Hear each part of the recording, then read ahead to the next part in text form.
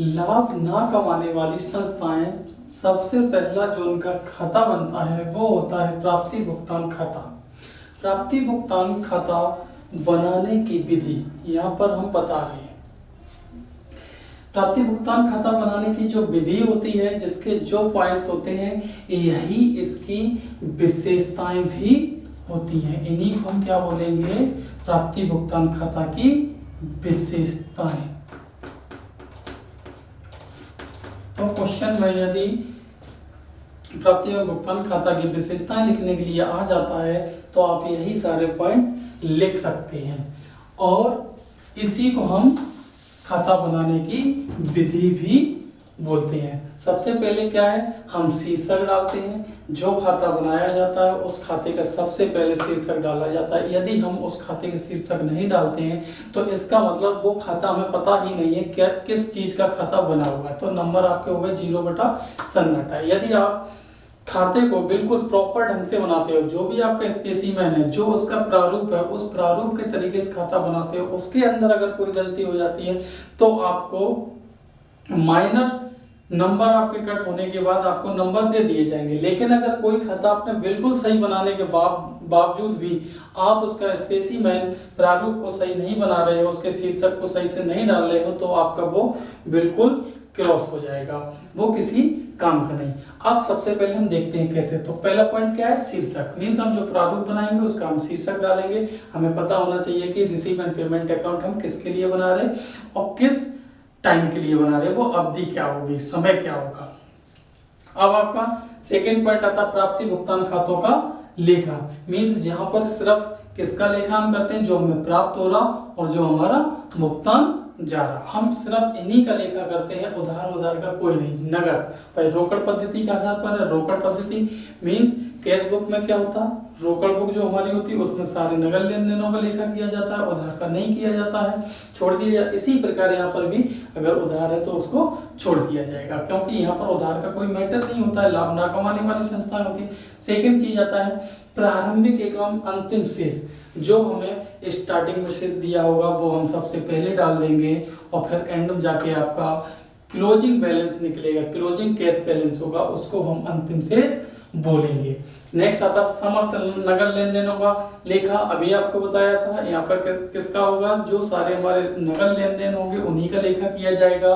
Next point आता है समझने वाला, पूंजी एवं आगम प्राप्ति भुगतानों का लेखा। भाई पूंजी और आगम ये दोनों वर्ड आपको थोड़े से समझ में नहीं आ रहे होंगे, तो मैं आपको बता देता हूँ आगम और पूंजी क्या होता है। पूंजीगत जैसे एक्सपेंसेस होते हैं और आगमगत एक्सपेंसेस होते हैं, मींस खर्च होते हैं, और ये खर्च। ऐसे ही पूंजीगत आपकी प्राप्तियां होती हैं या इनकम्स होते हैं, और आगमगत भी प्राप्तियां और इनकम्स मींस आय होती हैं। अब ये होती क्या, इनमें डिफरेंस कैसे पता चलेगा? जब हम किसी विशेष अवधि के लिए आय या व्यय होते हैं वो हमारे आगमगत आय और व्यय कहलाते हैं, और ये हमारे एक लंबे समय के लिए, लंबे समय तक हम 2-3 असेसमेंट ईयर मींस जो हमारा वार्षिक अवधि रहेगी उसमें हम उनको उपयोग करते हैं, तो हमारा पूंजीगत खर्चे होंगे। जैसे हमने विज्ञापन पे बहुत बड़ा एक्सपेंस किया, मीन्स खर्च किया, बहुत बड़ा अमाउंट खर्च कर दिया, अब वो हमारा विज्ञापन 2-3 साल तक काम आएगा, तो वो क्या हम एक साल में उसका पूरा लेखा जोखा नहीं कर सकते, हम उसको क्या 2-3 साल में डिवाइड करेंगे। हम जैसे उसमें हमें दिया गया होगा कि 1/3 पार्ट हमारा इस साल उपयोग होगा, 1/3 पार्ट नेक्स्ट ईयर, उसका जो शेष बचेगा मीन्स वो आगे करेंगे। इस प्रकार 1/3, 1/3 या 1/2, 1/2 या 1/4, 1/4, 1/4 जैसे भी आपका दिया होगा वो आपको बताया जाएगा वो क्वेश्चन में जनरली। और कुछ एक्सपेंस ऐसे होते हैं या कुछ इनकम्स ऐसी होती हैं जो हमें पढ़ने से पता चल जाता है कि ये हमारे पूंजीगत हैं या आगमगत हैं।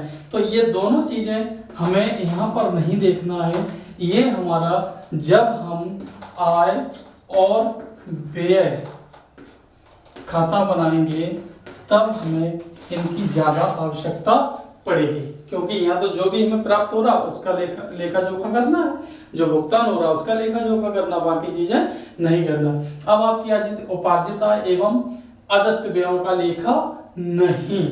मीन्स उपार्जित आय हमारी क्या होती है, जो आय तो हो चुकी है हमें लेकिन अभी तक हमें प्राप्त नहीं हुई, वो हमारी उपार्जित आय होगी। तो भाई नगद व्यय नहीं, तो इसलिए इसका लेखा जोखा नहीं होगा। अदत्त व्यय क्या होते हैं, अदत्त व्यय मीन्स खर्च तो हो चुका लेकिन हमने उसको भुगतान नहीं किया, तो ये भी हमारा नगद में नहीं गया, तो इसका भी लेखा जोखा नहीं होगा। सेकंड आता है अनपार्जित आय एवं पूर्वदत्त व्ययों का लेखा। अनपार्जित आय क्या होती है, जो आय हमें हुई नहीं लेकिन हमें रिसीव हो गया। भाई हमें एक महीने आगे का कोई किराया अभी देके चला गया, तो ये हमारी अनपार्जित आय होगी, क्योंकि ये आय कब होना था, एक महीने बाद, लेकिन प्राप्त हमें आज हो गई, इसलिए हम इसको बोलेंगे अनपार्जित आय। इसी प्रकार पूर्वदत्त व्ययों का लेखा। तो पूर्वदत्त क्या होते हैं, जो हमने पहले भुगतान कर दिए। भाई किसी को पैसा, अब हमें किसी को किराया देना था, वो किराया लेना था, अब हमें किसी को देना है, हमें उस कोई बिल्डिंग हमने किराए से ले रखी है और उसका भुगतान हमने 2 या 4 महीने पहले का किराया भुगतान आज कर दिया, तो ये हमारा कहलाएगा पूर्वदत्त व्यय। ठीक है, तो ये भी हमारे नगद में चले गए, ये नगद में हमें इनकम हो गई, ये नगद में हमारे खर्च हो गए, तो इनका लेखा होगा, क्योंकि ये नगद में प्राप्ति और भुगतान है, जबकि यहाँ ना तो हमें नगद मिला और ना ही हमने नगद भुगतान किया, तो हमारा ये नगद में कुछ हुआ ही नहीं, ना मिला ना गया, तो इनका लेखा जोखा नहीं होगा। नेक्स्ट पॉइंट आता है मूल ह्रास एवं डूबल ऋण का लेखा। ये भी लेखा नहीं होगा।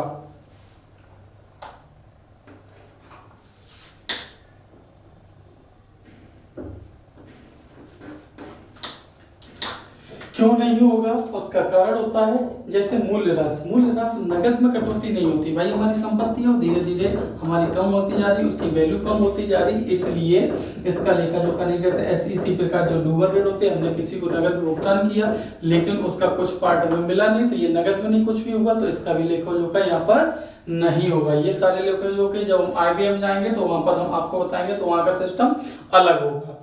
आगे चिट्ठे का निर्माण नहीं, मीन प्राप्ति भुगतान खाता के आधार पर हम चिट्ठे का निर्माण नहीं कर सकते।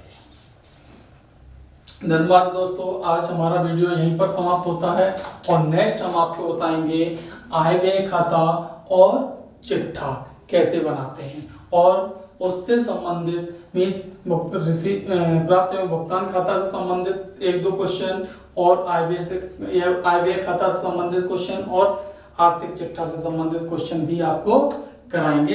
हम ये सारा कुछ नेक्स्ट वीडियो में आपको बताएंगे।